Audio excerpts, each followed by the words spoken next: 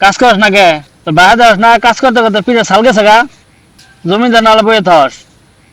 আমরা আপনার আমার আইদারে দেখতে পারেন না দেখলে একটা লাগে কারণ কোন যাবে থাকেন পরীক্ষাও দিছি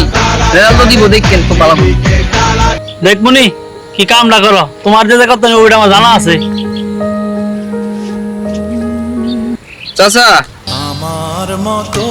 হ্যাঁ বাচ্চা কি হয়েছে